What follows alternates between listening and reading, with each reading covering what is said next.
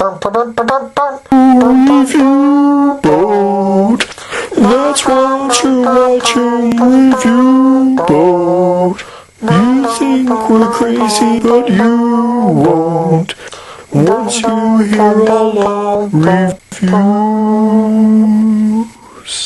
In the 70s and 80s, werewolves were becoming, kind of vogue. The Howling, American Werewolf in London, Werewolves of London, Wolfen, Teen Wolf, Teen Wolf 2, Teen Wolf the Animated Series, which was, as we all know, the best Teen Wolf, Silver Bullet, Bob Barker, that really hairy guy I used to live with in Oslo, and of course, let us not forget, the pinnacle of all werewolfness, Michael Jackson's Thriller.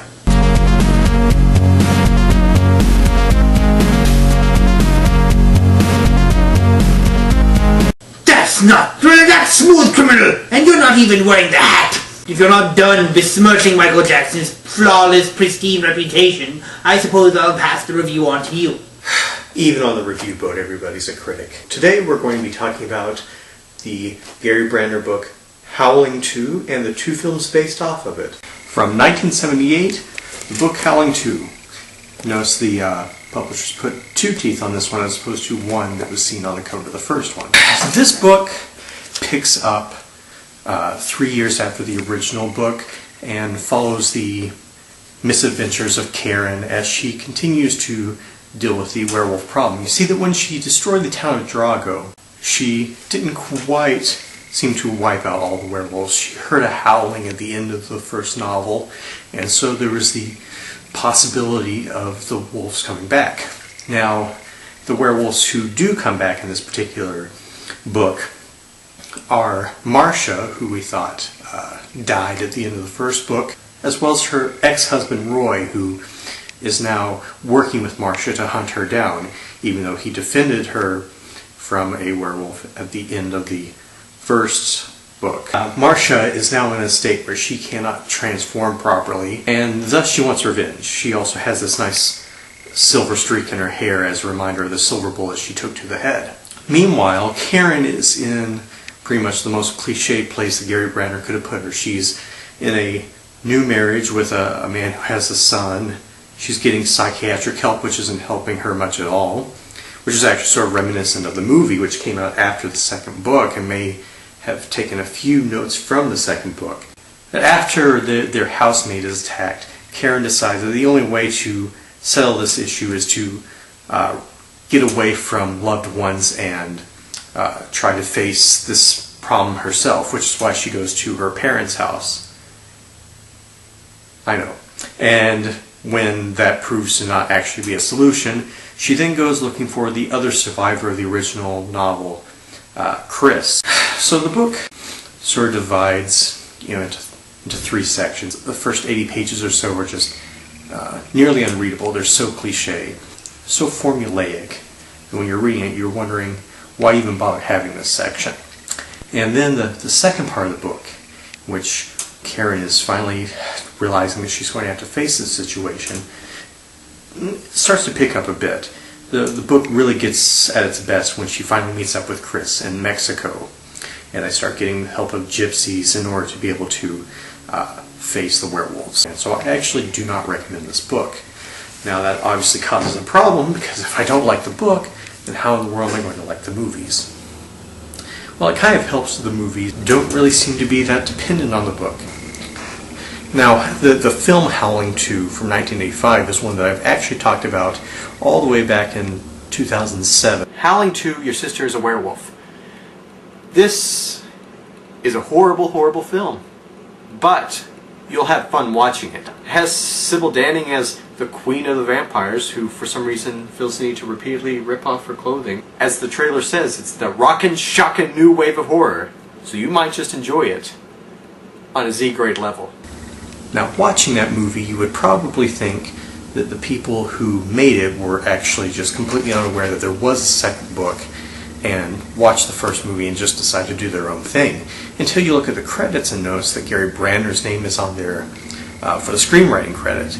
So we have to sort of accept that at some point that movie was based on this book. And in fact, according to interviews, Brandner originally made a fairly close adaptation of his novel, and then it was subsequently rewritten into what we have currently.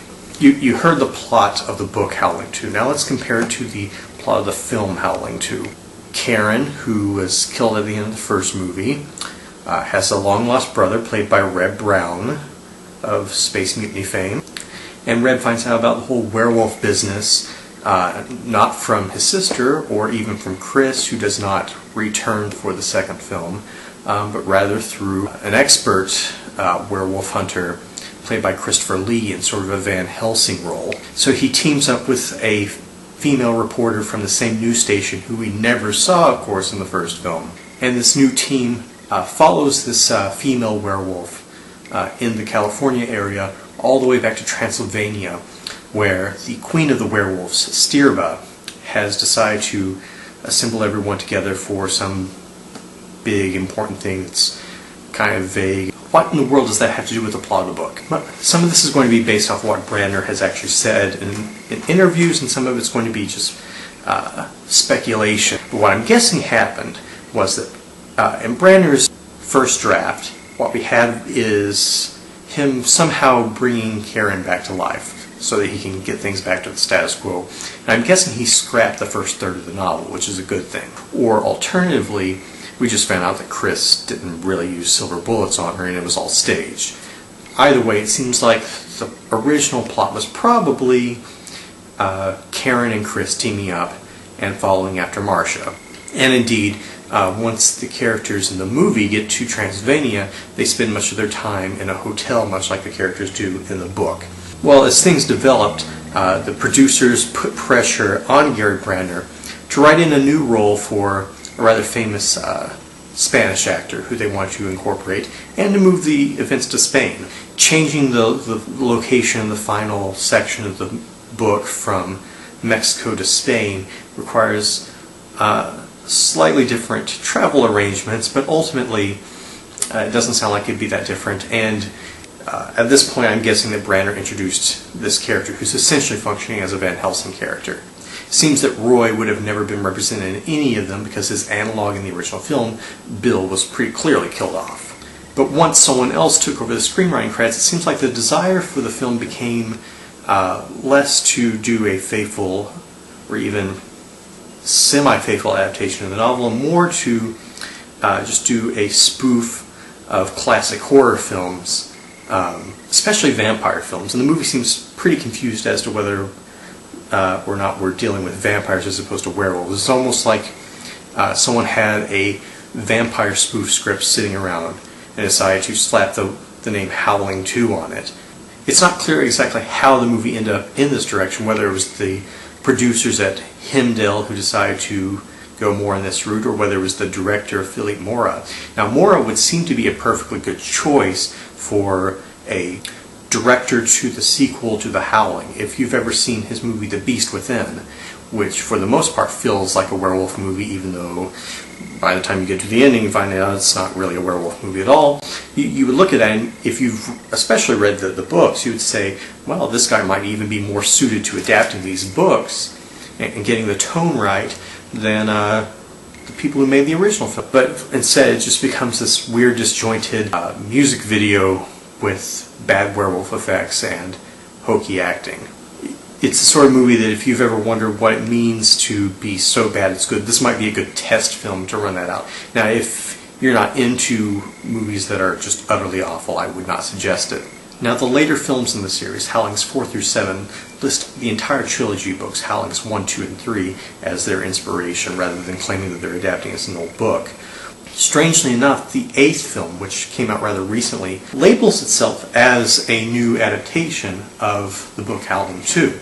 And once again, by looking at the plot, you may wonder, how in the world are they even claiming that? A young man whose mother was attacked by a werewolf while he was in utero is now getting close to his high school graduation, and he's starting to realize that he's gaining werewolf powers. It's basically a Spider-Man setup, and he has sort of a Gwen Stacy, Mary Jane Watson type unrequited love interest who is in a relationship with his jerk jock boyfriend who carries a gun to school. Now it comes to pass that his mother has shown up to train him in the ways of the werewolf. So it's really sort of a coming-of-age story. Considering that the book is dealing with adults, we're obviously once again in problematic waters as far as an adaptation goes. Whereas the second movie seems to divide Marcia into two characters. One, this Californian werewolf that they're pursuing to Transylvania, and then Sterber herself. In this one, it seems that she's pretty much encapsulated completely in the mother character. The presence of the female werewolf villain alone does not really qualify the movie to be called an adaptation of the second novel. I can't think of a single scene from the book that really appears in any way within the film The Howling Reborn. I mean, even Howling 2 at least has the presence of gypsies, even though they're not really fulfilling the same function. You can at least see snippets, little pieces, little ideas from the book. In fact, the only way in which you could call Howling Reborn a more faithful adaptation of the book Howling 2 is that it's about as down-to-earth as the book compared to the film.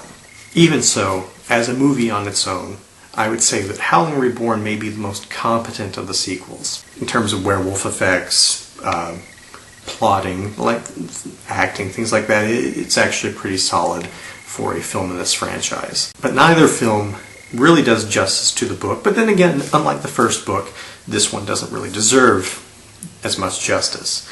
I would rather watch either of these movies than try to read that book again. So maybe that won't be pleasing to the fans of Brandner, but you know what? That's why I put the cool in Cine-cool. Howling 2. Where do I begin? It was terrible. Although Christopher Lee was in it. But I suppose if you ignore everybody else, it's not that bad of a movie. But you can't ignore everyone else, now can you? Even for a direct sequel, it made no sense. And don't even get me started on the remake. Oh, it's Howling 8. Twilight. Stupid Twilight. Stupid teenagers and their stupid love stories and their throwing eggs at my boat. I'll egg you.